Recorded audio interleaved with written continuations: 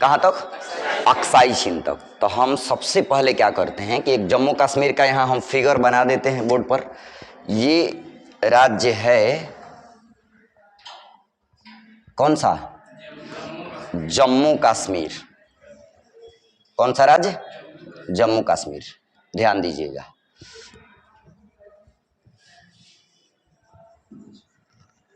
ऐसे कर लीजिए। ये है जम्मू कश्मीर। कौन सा? जम्मू कश्मीर। तो जम्मू कश्मीर का बेसिक इंफॉर्मेशन तो आपको दे दिए हैं कि कहाँ से कैसे। सबसे पहले ऋषि कश्यप, उसके बाद और श्रीनगर की स्थापना अशोक, उसके बाद दुरानी वंश, उसके बाद सिख वंश, उसके बाद अंग्रेज, और उसके बाद डोगरा शासक अंतिम राजा हरि सिंह। हरि सिंह का सेनापति शेख अब्दुल्ला, उसके बाद फारूक अब्दुल्ला, फारूक अब्दुल्ला के बाद उमर अब्दुल्ला। पूरा ये जम्मू कश्मीर का शासक है कि नहीं। अब हम आप सभी को बता दें कि यहाँ जम्मू कश्मीर जो ये हम बनाए हैं, इसमें बताए थे आपको कि 1947 में पाकिस्तान द्वारा भारत के जम्मू कश्मीर के कितना परसेंट हिस्सा पर? 30% एरिया पर। कितना परसेंट? 30% एरिया पर क्या कर लिया गया? कब्जा कर लिया गया। किसके द्वारा? पाकिस्तान के द्वारा। कितने प्रतिशत? 30%। और कब? 1947 में 10% एरिया पर। इसका नाम क्या रखे हैं लोग? पीओके रखे हैं। क्या रखे हैं? पीओके। तो पीओके को लोग 3 भाग में बांटे हैं ना जी। आपको हम बताए हैं कि ऐसे चलिए ना जी, यहाँ पर इस तरह से, और फिर इसके बाद ऐसे। थोड़ा सा इसको ऐसे कर लीजिए ना, सही रहेगा ना। रुकिए, यहां पर देखिए, आपको तो बताए ही हैं कि इसको ऐसे, फिर पीछे में ऐसे कर लीजिए। नहीं हो गया? चलिए, ये देखिए, आपको ये तीनों एरिया आपको बढ़िया से क्लियर समझ में आना चाहिए। ये कौन सा एरिया? ये कौन सा एरिया है? गिलगिट है, ये वाला बाल्टिस्तान, और ये वाला आजाद कश्मीर। कौन सा एरिया? आजाद कश्मीर ना। 3 गो भाग। आजाद कश्मीर की राजधानी मुजफ्फराबाद। दुनिया का बेहतरीन आतंकवादी ट्रेनिंग सेंटर कहां पर? मुजफ्फराबाद। बताए थे, है ना। गिलगिट का 2-4 बीघा जमीन है जा किसको दे दिया गया है? यूएसए को। यूएसए का किया है यहाँ एयर बेस बना दिया गया है। क्या बना दिया गया है? यानी ये यूएसए के कब्जा में है। यहाँ पर एयर बेस बना दिया गया है। क्या बना दिया गया? Air base. और गिलगिट का ही कुछ भाग यहाँ पर सस्क्राम घाटी है। कौन सा? सस्क्राम घाटी। किसके अधिकार क्षेत्र में? चाइना के। किसके? चाइना। इधर वाला एरिया के बारे में ये इंफॉर्मेशन दिए थे। अब इसके बाद हम बताए थे आपको कि 1962 में भारत और चाइना के बीच एक युद्ध हुआ, जिसका नाम रखा गया इंडिया साइनो वार। कौन सा? इंडिया साइनो वार। और इस इंडिया साइनो वार में भारत से 10% भूमि, भारत का 10% यानी जम्मू कश्मीर का 10% एरिया पर ये लोग क्या कर लिए? कब्जा कर लिए। यानी चाइना के लोग क्या कर लिए? कब्जा। यानी चाइना की सेना कब्जा कर ली। कितना परसेंट? 10% एरिया पर। और इस 10% जो एरिया है, कितना परसेंट भाई? 10%। 10% जो ये एरिया है, इस एरिया के नाम रखे ये लोग अक्साई चीन। क्या रखे हैं? अक्साई चीन। क्या रखे हैं? अक्साई चीन। है पीओके, है अक्साई चीन। तो ये 10% पर जब कब्जा कर लिए 1962 में, तो यह युद्ध किया गया था। कौन सा? इंडिया साइनो वार। इंडो साइना वार इसको कहते हैं, इंडो साइना वार। ठीक है। अब देखिए, अब यहाँ पर हम बताए थे कि 10% वाला एरिया जो है, इसमें सबसे ऊपर हाजी लंगर। कौन सा एरिया? हाजी लंगर। कौन सा? हाजी लंगर। हाजी लंगर के नीचे सोडा मैदान। क्या बताए थे? सोडा मैदान बताए थे। क्या बताए थे? सोडा मैदान। सोडा मैदान के नीचे नमक झील बताए थे। कौन सा झील? नमक झील। कौन सा? नमक झील। और नमक झील के बाद यहाँ बताए थे चुंगतास। कौन सा? चुंगतास बताए थे। क्या बताए थे?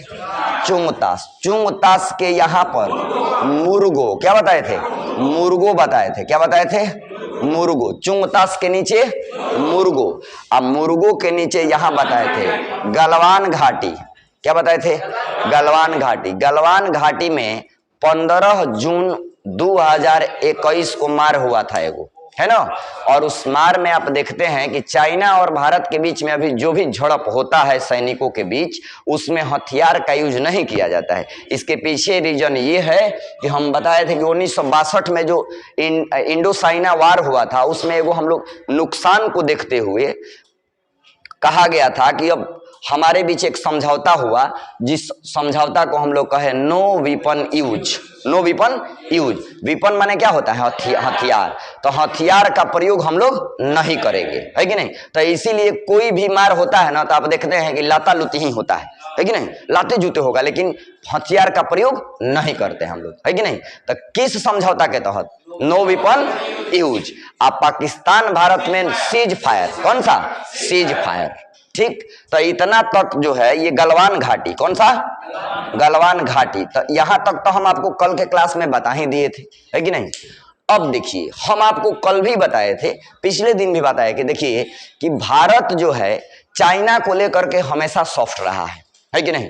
हम एक दिन आपसे चर्चा भी किए थे कि कभी भी अभी भारत के इतिहास में कोई ऐसा राजनीतिक धुरंधर नहीं आया भारतीय इतिहास में जो चाइना से डायरेक्ट एक्शन ले सके। थोड़ा सा वह टेंडेंसी जो है हमारे मोदी जी में दिखता है, लेकिन अभी तक उसका कहीं जीता जागता उदाहरण देखने को नहीं मिला है। लेकिन हम आपको बता दें, चाइना इसका बहुत बेहतरीन फायदा उठाता है न बोलने का। समझ रहे हैं। तो न बोलने का फायदा उठाने का सेंस मेरा ये है, आपसे हम बता दें कि देखिए चाइना यहां पर 1962 में अक्साई चीन पर तो कब्जा किया ही 10% एरिया पर। इसके अलावा चाइना का जो अभी नीति है बहुत ही खतरनाक है। कहीं भी भारत को लेकर के बहुत ही उन लोगों की खतरनाक नीति है, क्योंकि आप इस नक्शे पर देखिए, एक बार हम बताते हैं नक्शा के माध्यम से, तब जाकर के आपको बेहतरीन समझ में आएगा। ठीक है, तो बात समझिए गए हैं। तो समझ गए हैं तो अब तो नक्शा इधर लगाना पड़ेगा हमको, है के होगा हो। देखिए यहां, अब देखिए नक्शा के माध्यम से समझिए मैं क्यों कह रहा हूं कि चाइना को लेकर के भारत को सावधान रहने की जरूरत है। क्योंकि चाइना हर मामले में भारत को धकियाना चाहता है, दबाना चाहता है कि नहीं। 1962 से लेकर के और अभी तक 2023 तक का जीता जागता उदाहरण ये है कि यहाँ देखिए चाइना कहता है कि जब 19, देखिए हई वाला एरिया जो है, हई जो देख रहे हैं ये तिब्बत लिखा हुआ है कि नहीं। तो तिब्बत का है जो यहाँ पर समझिए नक्शा से, हई तिब्बत है। कौन सा एरिया है? तिब्बत है। तो तिब्बत में ध्यान दीजिएगा, तिब्बत जब, हाँ देखिए चाइना क्या किया कि 1959 में जो है तिब्बत को चाइना अपने अधिकार क्षेत्र में ले लिया। चाइना तो तिब्बत तो छोटा सा देश है, चाइना के सामने उसकी क्या औकात है कि नहीं। और तिब्बत को इतना आसानी से वो हथिया लिया कि तिब्बत के लोग वहां कुछ भी नहीं कर पाए, है कि नहीं। जो लोग स्वतंत्रता की बेड़ियों में रहना चाहते थे वह आराम से चाइना के अधिकार क्षेत्र में चले गए। हालांकि उनको, मेरा मानना है कि दुख हुआ होगा निश्चित तौर पर, लेकिन जो लोग स्वतंत्रता की बेड़ियों में नहीं रहना चाहते थे वह तिब्बत को छोड़ करके भारत में आ गए। जैसे कि तिब्बती धर्मगुरु दलाई लामा है। तिब्बती धर्मगुरु कौन है? दलाई लामा। वह जब 1959 में जब चाइना अधिकार कर लिया तिब्बत पर, तो उसके बाद से इस देश में वो रहना पसंद नहीं किए और दलाई लामा तिब्बत छोड़ करके भारत के हिमाचल प्रदेश में आ गए। कहां पर आ गए? हिमाचल प्रदेश। और हिमाचल प्रदेश में वो जगह है धर्मशाला। कौन सा? धर्मशाला। सर्वाधिक वर्षा कहां पर? धर्मशाला। कहां पर? धर्मशाला। हिमाचल प्रदेश पढ़ाएंगे आपको तो बताएंगे, है कि नहीं। और वह हिमाचल प्रदेश जब आपको पढ़ाएंगे, धर्मशाला में सर्वाधिक वर्षा होता है कि नहीं। और देखिए तिब्बती गुरु दलाई लामा का निवास स्थान भी कहां पर? धर्मशाला। कहां पर? धर्मशाला। तो तिब्बती गुरु भी यहां से तिब्बत से छोड़ करके आ गए भारत में, कहां पर? हिमाचल प्रदेश में। हिमाचल प्रदेश में धर्मशाला यहां पर, यहीं पर इनका निवास स्थान है अभी वर्तमान में भारत में, है कि नहीं? तो 1959 में तिब्बत को चाइना जो है आसानी से क्या कर लिया? अपने अधिकार क्षेत्र में ले लिया, है कि नहीं? और जब 1959 में ये अधिकार क्षेत्र में ले लिया, उसी समय से ये क्या कहता है कि हई जो तिब्बत है वह हमारे लिए हथेली है। क्या है? हथेली। पाम, पाम माने क्या होता है? हथेली, है कि नहीं? कहता है तिब्बत को कि तिब्बत हमारे लिए हथेली है। अभी इसकी 5 गो उंगलियां हैं। कगो? 5 उंगली। अब 5 उंगली में एगो उंगली ले चुके हैं हम। कौन सा? अक्साई चिन्ह। कौन सा? अक्साई चिन्ह। भारत को इस बात को समझना होगा, अदरवाइज आने वाले समय में बहुत ही ज्यादा खमियाजा भुगतना पड़ेगा इस चीज को भारत को, है कि नहीं? चाइना की नीति क्या है कि हमेशा से मैं देखता हूं कि चाइना क्या करता है कि कोई भी, आप देखिए, जैसे वो आदमी ना हो जाता है कि बहुत बेईमान, आपसे पैसा ले लेगा। मान लीजिए कि आपसे 100 रुपया ले लिया। कौ रुपया? 100 रुपया। 100 रुपया ले लिया और उसका देने का मन है ये नहीं। अब जब पैसा मांगिएगा तो इसका नीति रहता है डिस्टर्ब करने का आपको। जब पैसा मांगिएगा तो कहेगा कि हमारे 1000 लौटाओ। 100 रुपया जो लिया है उस पर बात नहीं करेगा, कहेगा कि 1000 हम दे ले बनी तारक। समझ रहे ना? चाइना की यही नीति है। छोटे छोटे जगहों पर पहले कब्जा कर लेता है, अब बड़का के चक्कर में पड़ता है। कैसे? अब छोटे छोटे जगह पर जब देखिए 100 रुपया है, मान लीजिए दे दिया आप किसी को, अब वह आदमी लौटाने का नाम ले रहे, अब जाइएगा मांगने, अब आप ही किसी को 100 रुपया दिए हैं, आ जाइएगा मांगने, वो कहेगा कि हमारे 1000 ना देवो। आपका दिमाग खराब होगा कि नहीं होगा जी? है कि नहीं? अब आप आदमी बटोर के ले जाइएगा तो यही ना होगा बात कि चलिए भाई समझौता कर लिया जाए, है कि नहीं? तो चाइना क्या करता है? ऐसे ही करता है। तो आदमी बटोराएगा वहां तो यही ना कहेगा कि भाई अब ये 100 रुपया जो दिया है इस पर बात नहीं होगा। आदमी बटोराएगा तो वो बार बार कहेगा कि हमारे 1000 लौटाओ, 1000 लौटाओ। तो आप बाध्य होकर के आप कहिएगा कि जाए दो, मत दो 100 रुपया, राजा हो जा 100 रुपया ले। यही ना जी? चाइना वही करता है, छोटा छोटा जगह पर पहले कब्जा कर लेता है और बाद में वो बड़ा बड़ा को कहता है कि हमारा है कि नहीं? आप देखिए तिब्बत पर यहां पर कब्जा कर लिया 1959 में। कब किया? 1959 में। तिब्बत पर कब्जा करने के बाद ये कहता है कि हई हमारा हथेली है। क्या है? हथेली। इसकी 5 उंगलियां अभी लेना है और ये 5 उंगली जानते हैं भारत के अधिकार क्षेत्र में, यानी भारत का वो अंग है कि नहीं? तो पहला उंगली कहता है वह किसको? अक्साई चिन्ह को कहता है कि पहला उंगली ले लिए हैं हम। कौन सा? अक्साई चिन्ह, है कि नहीं? पहला उंगली कौन सा? अक्साई चिन्ह। दूसरा उंगली जानते हैं वो किसको कहता है? देखिए दूसरा उंगली जो है वह कहता है, देखिए यहां पर, यहीं पर है नेपाल। कौन सा? हई नेपाल वाला एरिया है ना मेरे भाई? हई वाला कौन सा एरिया है? नेपाल। नेपाल को कहता है, अभी नेपाल को ये इसका नीति समझ में नहीं आ रहा है। कैसे आएगा? भारत जैसा देश को समझ में नहीं आ रहा है तो नेपाल कहां से समझ जाएगा, है कि नहीं? नेपाल तो भारत का बचना है। तो यहां देखिए, तो हई वाला जो एरिया है नेपाल का है, तो पहला उंगली उसका कौन सा? अक्साई चिन्ह ले लिया। दूसरा उंगली किसको कहता है? नेपाल को। किसको कहता है? नेपाल को। तो दूसरा उंगली नेपाल हो गया। और तीसरा सिक्किम को कहता है। किसको? सिक्किम को। तो 3 गो उंगली हो गया ना। सिक्किम जो है हमारे यहाँ, सिक्किम इसलिए अभी बचा है क्योंकि सिक्किम हम लोगों में मिला है। सिक्किम अभी किसके अधिकार क्षेत्र में है? भारत के अधिकार क्षेत्र में है कि नहीं? हालांकि वे लोग स्वेच्छा से मिले हैं। और सिक्किम के साथ क्या हुआ था ना कि सिक्किम के लोग समझते थे कि भारत फेडरल है। मतलब फेडरल का मतलब कि जब चाहे हम भारत से समझौता करके उसमें चले जाएं और जब चाहे हम अलग हो जाएं। तो जब इधर से चाइना इसका दबाव बनाने लगा कि आप हमारे में मिल जाइए, हमारा अंग है, क्योंकि तिब्बत और सिक्किम दोनों एक, तो चाइना जब दबाव बनाने लगा तो सिक्किम के जो स्थानीय लोग थे वो लोग कहे कि ना, भारत की संस्कृति सभ्यता बढ़िया है, भारत के लोग अच्छे हैं, हम लोग भारत में जाएंगे, है कि नहीं? तो भारत में जाकर के ये लोग मिल गए। आज जब उधर से चाइना का ये क्या कहे दबाव खत्म हुआ तो कह रहे हैं अब कि अब हमको स्वतंत्र कर दीजिए। तब हो जा करके हम लोग कहे कि कॉन्स्टिट्यूशन भारत का नहीं पढ़े हैं? Bharat is not a federal, Bharat is A union. एक बार मिल गए तो मिल गए, अलग नहीं हो सकते हैं। तब तो वो सब करनी टूटा कि अरे गलती हो गया है कि नहीं। लेकिन ध्यान दीजिएगा, यहां पर पहला उंगली कौन सा हो गया, अक्साई चीन इसका हो गया। दूसरा उंगली कहता है किसको, नेपाल को। किसको, नेपाल को। अब इन्हीं की बारी है कि नहीं। तीसरा कहता है सिक्किम को। तो एक बार फिर भारत और चाइना के बीच यहां सिक्किम को लेकर टक्कर होगा, है कि नहीं। नेपाल तो कुछ करे, उससे हम लोगों को मतलब नहीं है, लेकिन मतलब है जैसे ही यहाँ कब्जा करेगा तो इधर हमको परेशान करेगा। तो भारत के लिए हमेशा से सर दर्द है। इस बात को समझना चाहिए, वीडियो बनाकर हम डाल रहे हैं, इस बात को मैं आशा करता हूं मोदी जी देखेंगे, है कि नहीं। इधर देखिए, यहाँ देखिए, ये नेपाल हो गया, नेपाल के बाद ये कौन सा, सिक्किम। कौन सा, सिक्किम। तब उंगली नंबर 1, उंगली नंबर 2, उंगली नंबर 3 और उंगली नंबर 4 कौन सा, भूटान। भूटान को क्या कहता है कि उंगली नंबर 4 है।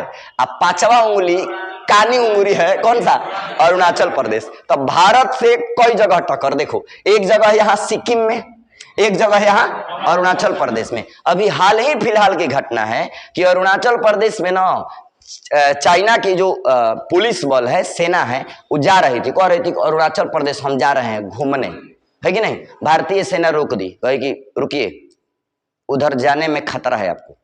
तो वो सब कहा कि क्या खतरा है, हम लोग घूमना चाहते हैं। तो वो लोग बोले कि घूमने वाला उधर कोई जगह ही नहीं है कि नहीं।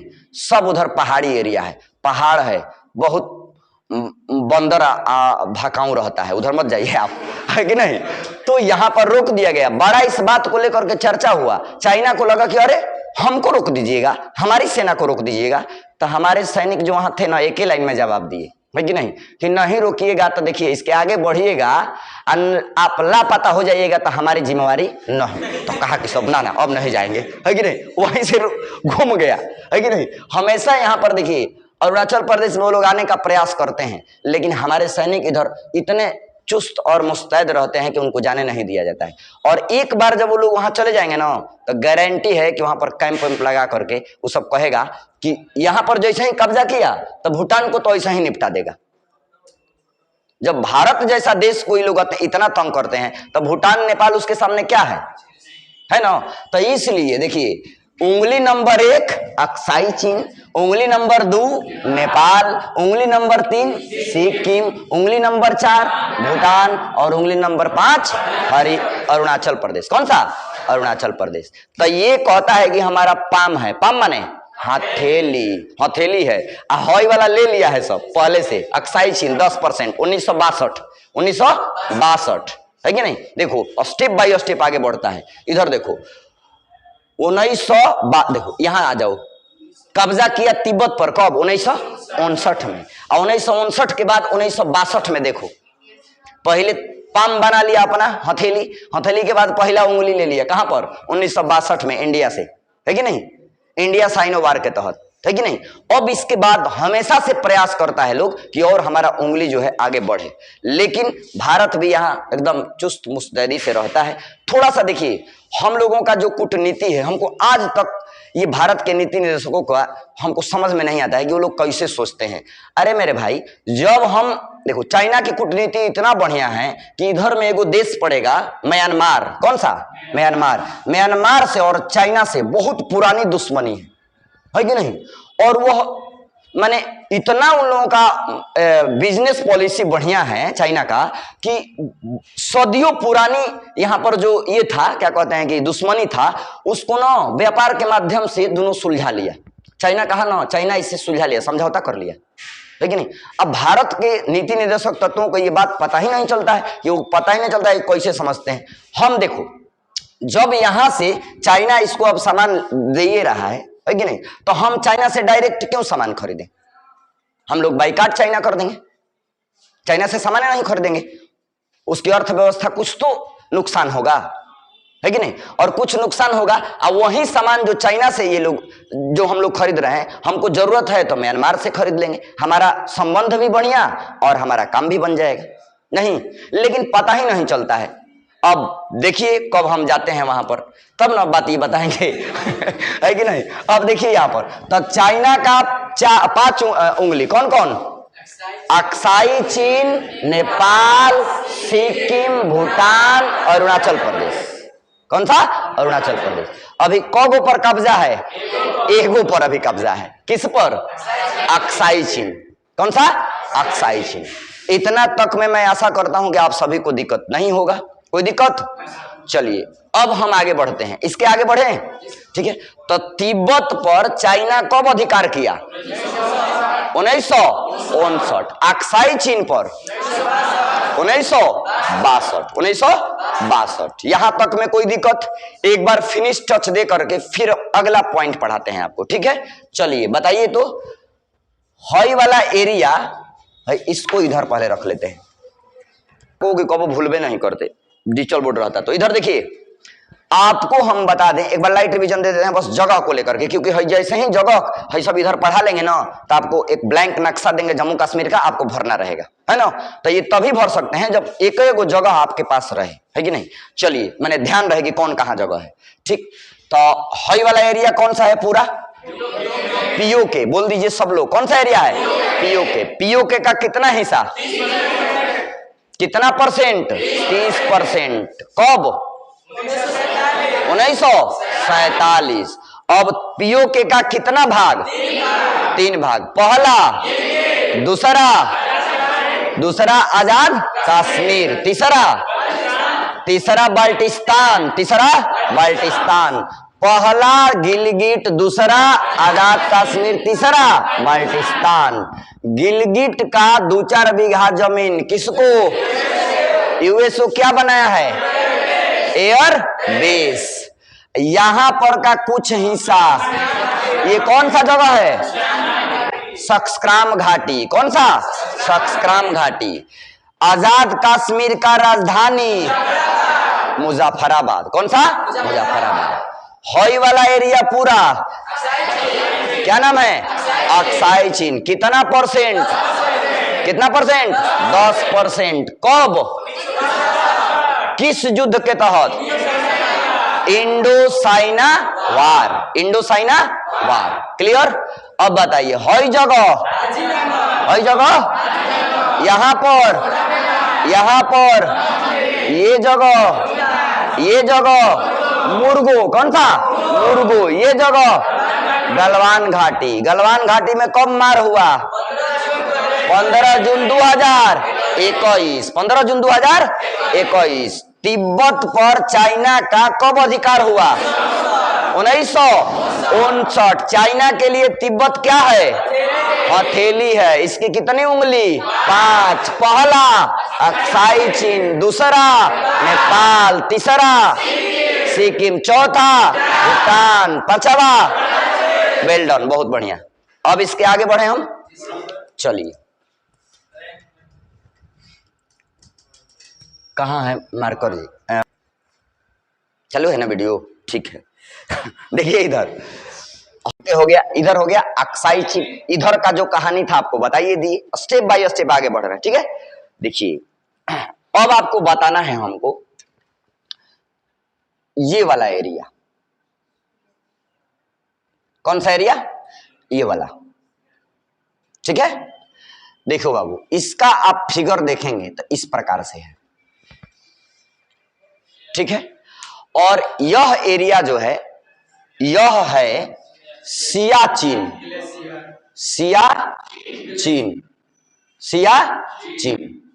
है कि नहीं? दुनिया का सबसे ठंडा युद्ध का मैदान कौन सा?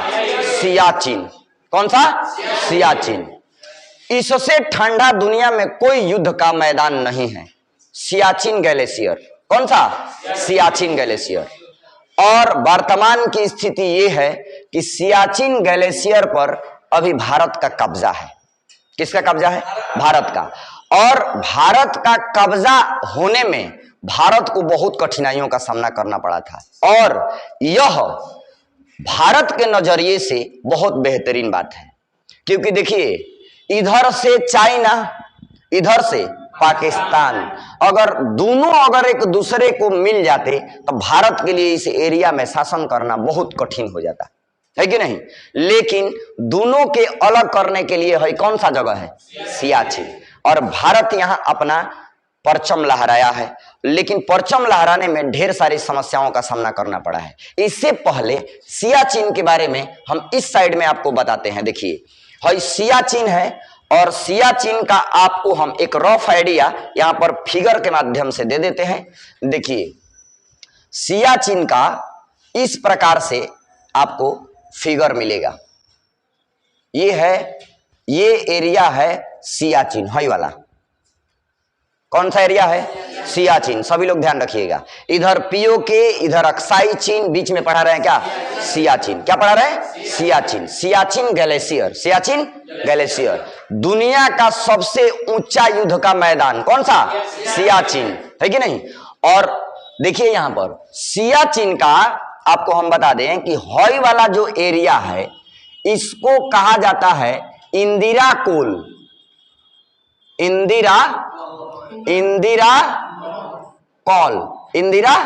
कॉल, इसको क्या कहा जाता है? इंदिरा कॉल कहा जाता है। क्या कहा जाता है? Indira col, Indira col. बाबू यहां देखो, अगर इस नक्शा में आप देखें तो इंदिरा कॉल इस बात को इंडिकेट कर रहा है, यहां का इंडिकेट कर रहा है। ध्यान से समझिएगा लोकेशन, ये है इंदिरा कॉल। क्या है? इंदिरा कॉल। इंदिरा कॉल के बाद अगर इस एरिया की बात करें तो यहां पर एगो दारा है, यहां पर एगो दारा है। आपको आगे फिजिकल मैप में हम अब बताएंगे, दारा बताएंगे, नदी बताएंगे, झील बताएंगे, सारा चीज बताएंगे, लेकिन हम लोग स्टेप बाय स्टेप आगे बढ़े। हॉई वाला है काराकोरम दारा। कौन सा? काराकोरम। इसके पहले हम दारा के बारे में बता दें कि दो पहाड़ियों के बीच पतला रास्ता दारा कहलाता है। दो पहाड़ियों के बीच पतला रास्ता दारा कहलाता है कि नहीं? तो दारा कहलाता है। तो ये वाला जो है यहां पर काराकोरम दारा है। कौन सा? काराकोरम दारा। कौन सा दारा? काराकोरम। इस दारा का नाम क्या है? काराकोरम दारा। कौन सा दारा? काराकोरम दारा। तो हॉई हो गया इंदिरा कोल, हॉई हो गया काराकोरम दारा। यहां जो देख रहे हैं इस एरिया को, नीचे वाला को कहा जाता है, इसको कहा जाता है। अगर इस मैप में आप देखेंगे तो हॉई हो गया आपका इंदिरा कोल, इंदिरा कॉल। हॉई हो गया आपका काराकोरम दारा। कौन सा दारा? काराकोरम दारा। हॉई हो गया बाबू NJ 9842, इसका नाम रखा गया है NJ 9842, है ना? तो हॉई वाला एरिया इंदिरा कोल, हॉई वाला काराकोरम दारा, हॉई वाला NJ42। और यहां बात कर रहे हैं हम, यहां पर NJ42, ये है NJ42। ध्यान रखिएगा, ये सियाचिन की हम बात कर रहे हैं, ठीक है? अब देखिए तो NJ 9842 में ये हो गया, हॉई हो गया इंदिरा कॉल, हॉई हो गया काराकोरम, ठीक है? अब देखिए यहां पर हम आप सभी को बता दें कि यह जो है एक, यहां से इसके बारे में कुछ दो चार बात लिखते हैं, है कि नहीं? यह प्रकार की बात करें हम, है कि नहीं, तो स्नोफॉल यहां बहुत होता है। स्नोफॉल माने बर्फबारी। क्या होता है? बर्फबारी। पूरे देखिए पूरा 35 फीट बर्फबारी, यहां बर्फबारी देखने को मिलता है। और कितना? 35 फीट तक यहां बर्फ जमा रहता है। कितना फीट? 35 फीट। आप सोचिए इस बिल्डिंग की ऊंचाई जो है, अभी नीचे से देखें तो 20, 20, 40, यानी दूसरा तल्ला पर आप है ना, बोलिए, इससे भी ऊंचा, समझ रहे हैं ना? इतना बर्फ जमता है इस जगह पर, है कि नहीं? तो सोचिए 35 फीट बर्फबारी होता है। इस बर्फबारी के चलते यहां पर जो टेम्परेचर है, यानी तापमान ना जी, तापमान बाबू देखो, तापमान जो है यहां -55 डिग्री सेल्सियस। कितना? -55 डिग्री सेल्सियस। मीन्स ये -55 डिग्री सेल्सियस कंप्लीट ये बता रहा है ना कि ये जगह रहने लायक नहीं है, ये जगह रहने लायक नहीं है। लेकिन ध्यान रखिएगा, मातृभूमि के रक्षा के लिए शुरुआत जब मैं करूं तो 15 अगस्त 1947 को जब भारत आजाद हुआ, आज 14 अगस्त 1947 को पाकिस्तान का जन्म हुआ है कि नहीं? मैंने जन्म हुआ मैंने वो भी ना, तो 14 अगस्त 1947 और 15 अगस्त 1947 तत्काल स्थिति को देखते हुए इधर से जब ये लोग कब्जा करने लगे तो भारत का चिंता का विषय ये भी था। अभी यहां तक ये लोग नहीं पहुंचे थे, तो भारत और पाकिस्तान के बीच में, वहां पर भारत के भी सैनिक किसी भी स्थिति में पहुंचे और पाकिस्तान के भी सैनिक, लेकिन वर्तमान स्थिति वहां पर जितने सैनिक जाते थे ना, अगर मान लीजिए कि 20 सैनिक गए तो उधर से लौट करके आते थे मात्र 2-4 सैनिक। बर्फबारी से अर्थात प्राकृतिक आपदा के चलते यहां पर ज्यादा सैनिक जो है हताहत हो जाते थे और वीरगति को प्राप्त हो जाते थे, है कि नहीं? तो ये दोनों देशों के लिए चिंता का विषय था। यहां पर दोनों देश का फौज था, इधर से पाकिस्तान का, इधर से भारत का, है कि नहीं? तो ये वर्तमान स्थिति को देखते हुए कहा गया कि देखिए, भारत और पाकिस्तान के बीच में कहा गया है, वो समझौता किया गया। कहा गया ना कि जानते हैं गर्मी के दिनवा में हमारी भी फौज वहां रहेगी और आपकी भी फौज रहेगी, लेकिन ठंडा के दिनवा में हम लोग दोनों आदमी इस जगह को खाली कर दें, है कि नहीं?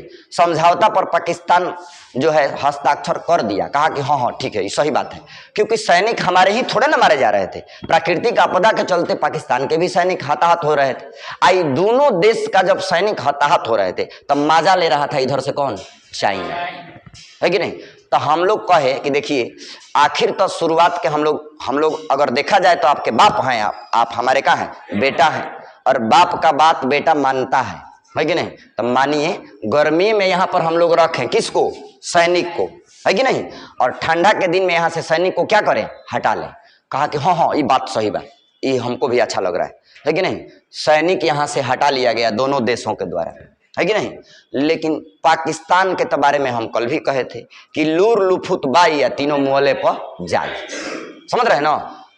गर्मी के दिन हुआ और ठंडा के दिन जब आया, भारत अपना सैनिक वापस हटा लिया और पाकिस्तान भी अपना सैनिक वापस हटा लिया, है कि नहीं? अब क्या करता है कि कुछ दिन के बाद ना, जब भारत को, अब यहाँ पर भारत निश्चिंत हो जाता है कि चलिए समझौता हो गया, अब हम भी हटा लिए, आप भी हटा लिए। कुछ दिन के बाद वहां पर पाकिस्तान सैनिक अपना भेज दिया, है कि नहीं? जब भेजना था, जो टाइम बनाया गया था उसके पहले ही भेज दिया वहां कि जाइए यहाँ पर सियाचिन में जो है आप क्या करिए? कब्जा करिए, है कि नहीं? आप भेज करके आप कहा अंतरराष्ट्रीय स्तर पर कि हे यूरोपवासी माने यूरोप में रहने वाले लोग, यूरोपवासी हम उनको कह रहे हैं, कहा कि आइए बहुत बढ़िया जगह है, कौन सा? सियाचिन, है कि नहीं? यूरोप के लोग आप आइए, सियाचिन बहुत जगह बढ़िया है, यहाँ बर्फबारी होता है और खूब सुंदर सुंदर पहाड़ी है यहाँ, आप यहाँ पर पर्यटक के रूप में घूमिए, है कि नहीं?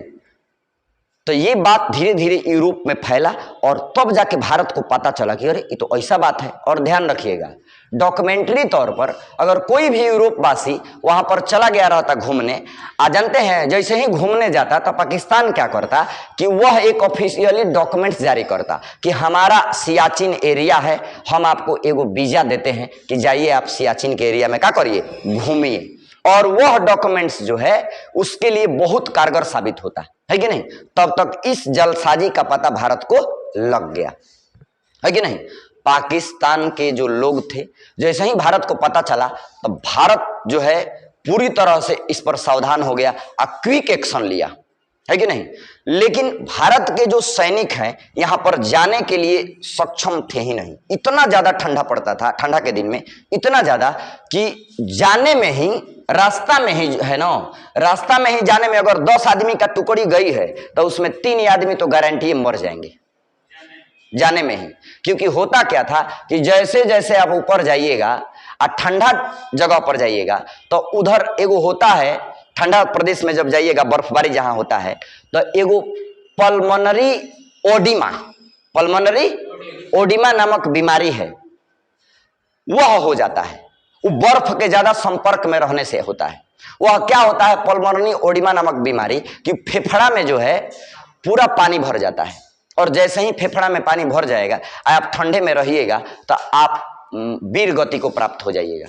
तो जाना भी बहुत हमारे लिए टफ था, है कि नहीं?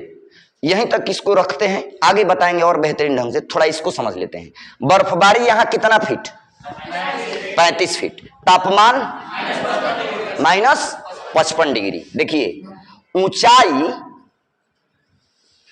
ऊंचाई अगर देखा जाए इस एरिया का, माने इस एरिया में बहुत सारा पहाड़ है, जैसे सेल्टारो रेंज।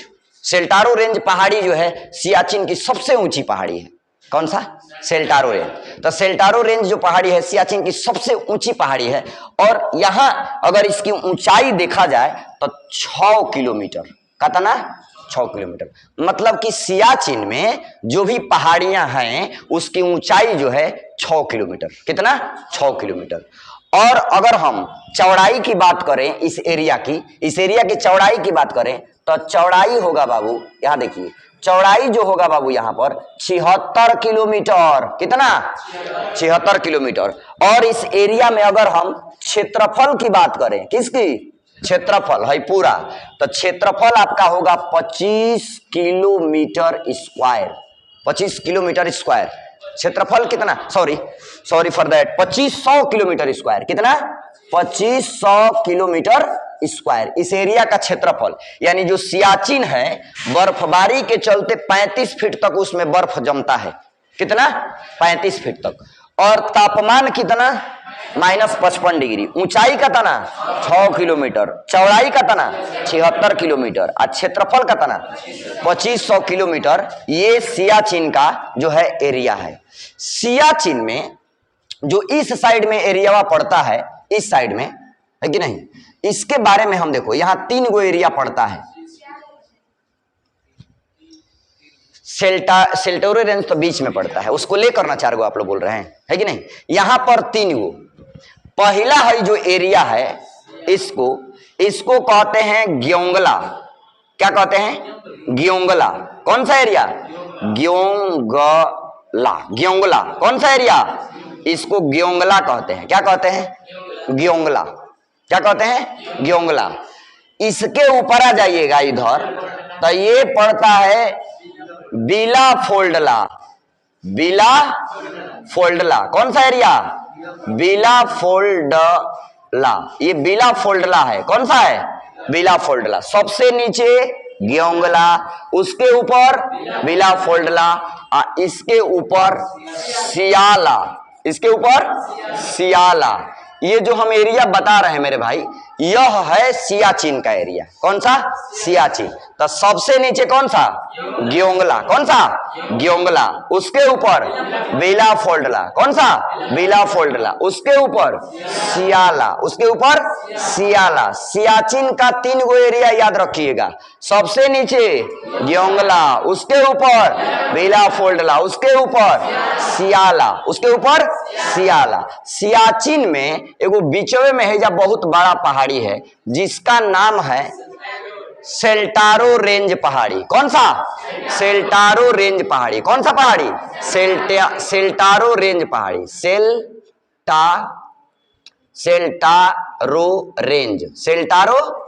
रेंज पहाड़ी। कौन सा पहाड़ी? सेल्टारो रेंज पहाड़ी। कौन सा? सेल्टारो रेंज पहाड़ी, है कि नहीं। अब देखिए मेरे भाई, ये सेल्टारो रेंज पहाड़ी है, और सेल्टारो रेंज पहाड़ी पर जिसका कब्जा रहेगा वह यहां पर युद्ध जीत जाएगा, क्योंकि युद्ध में ऊंचाई बहुत मायने रखता है कि नहीं। अब मान लीजिए कि कोई छत पर है। पहले के राजतंत्र में आप देखे होंगे कि राजतंत्र जो था ना, तो उसके बहरिया किला बनाया गया था। क्या बनाया गया था? किला। एगो बड़ा का गेट लगा दिया जाएगा पूरा मजबूत ना जी। अब कोई भी हमला करता था राजा, तो चारों ओर से तो बाउंड्री बना दिया गया है कि नहीं। कोई भी हमला करता था तो ऊपर बाउंड्रिया जो बनाया जाता था, तो उस पर इतना बेहतरीन ढंग से उसको बनाया जाता था कि उसमें ऐसे खिड़की छोड़ा जाएगा, है कि नहीं। आप नीचे से कोई भी रस्सियों उसी लगा के चढ़ेगा, हमला करेगा, तो ऊपर से बड़का पत्थर गिरा दिया जाता था। आप देखिएगा सीरियल वगैरह में दिखाता है, महाराणा प्रताप में देखिएगा ना, है कि नहीं, कितना उस तरह का। अब बड़का अब तू ही बताओ कि 55 किलो के सैनिक के बड़ा, मान लो हम बात कहते नहीं, चाहे 60 किलो के, 1 क्विंटल के पत्थर गिरा दिया जाए तो साफ एकदम, अब तो धूरी हो जाए आदमी ना जी, चटनी बन जाए। है ना। तो पहले के जमाने में देखिए ऊंचाई बड़ा मायने रखता था। कमजोरों शासक अगर अपना बाउंड्री बना देता था ना, तो उस पर हमला करना बड़ा कठिन हो जाता था। गेट बंद, और उस पर चढ़िएगा तो चारों ओर से तीर धनुष लेके आई सब बड़का बड़का पत्थर वगैरह तैयार रहता है। और जैसे ही चढ़िएगा, रसरियो लगा के चढ़िएगा, एगो तो पहली बात कि आप चढ़ नहीं पाइएगा, एकदम 90 डिग्री रहेगा, है कि नहीं। आप चढ़िएगा तो ऊपर से तीर से मार देगा, गिर जाइएगा, है कि नहीं। तो जो किला के अंदर, उसको किला बोला जाता था। क्या बोला जाता था? किला। तो यहां पर देखिए हई जो जगह है, सेल्टारो रेंज एक ऐसा पहाड़ी है जिस पर पहले कब्जा हो जाएगा इसका, समझ रहे हैं ना, वह युद्ध यहां जीत जाएगा, है कि नहीं। एक बार पुनः आपको ले चलते हैं वहां पर। पाकिस्तान क्या किया था कि वहां पर अपने सैनिकों को क्या किया था? भेज दिया था, समझ रहे हैं ना, पहले ही। और भारत के सामने एक बहुत बड़ी चुनौती थी। यहां पर भारत के लोग जब जा रहे थे, जो भी सैनिक, तब बीचे में पहले तो 2-4 गो हताहत हो जा रहा था, है कि नहीं। ऊपर चढ़ने पर सांस फूलने लगता था, पहाड़ी एरिया है कि नहीं। और पल्मोनरी ओडिमा नामक बीमारी होकर के बहुत सारे सैनिक हमारे मारे जा रहे थे, है कि नहीं। अब क्या हुआ कि यहां पर रहने के लिए -55 डिग्री तापमान में रहने के लिए उस प्रकार के हमारे यहां कपड़ा का कमी है। माने भारत में वैसा कपड़ा तैयार नहीं हो पाता है कि हम -55 डिग्री में रह पाए, उतना ठंड में रह पाए, है कि नहीं। तो हुआ क्या कि वह कपड़ा उपलब्ध है नॉर्वे में। कहां पर? नॉर्वे में, है कि नहीं। तो भारत के 2 गो बहादुर ऑफिसर, एगो का नाम है ब्रिगेडियर चान्ना और दूसरे का नाम है कर्नल नरेंद्र बुल। कर्नल नरेंद्र बुल, है कि नहीं। इन दोनों को भेजा गया कहां पर? नॉर्वे, कि जाइए आप वहां से भारतीय यानी इंडियन आर्मी के लिए, क्योंकि यहां जाना बहुत जरूरी है। क्योंकि पहले से आकर के यहां पर कौन आ गया था? पहले से पाकिस्तान के लोग यहां पर आ गए थे, यानी पाकिस्तान के जो सैनिक हैं यहां आ गए थे। और जो पहले यहां जा करके सेल्टोरो रेंज पर अपना कैंप लगा देगा, उसकी जीत फिक्स है कि नहीं। क्योंकि नीचे से जो भी लोग आ रहे हैं वो तो दूरबीन लिया है, देख लेगा, और नीचे से जो भी लोग आ जाएंगे पूछ के मारेगा कि दहिना आंख में मारेगी, बावरा आंख में। हाँ, समझ रहे हैं ना। इतना ऊंचाई का बहुत युद्ध में बहुत माने बेनिफिट मिलता है कि नहीं। गलत कह रहे हैं आप लोग? नहीं देखते हैं हम लोग?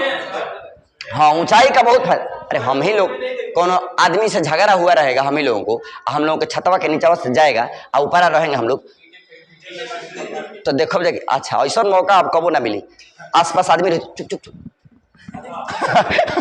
है ना जी, गिरा देंगे ऊपर से, आ गिरा के घरे, है कि नहीं, घर में चले जाइए, पतो नहीं चलेगा। पता चलेगा कि कोई गिरा दिया होगा, कपड़ों फूट जाएगा आपका, तो क्या करिएगा?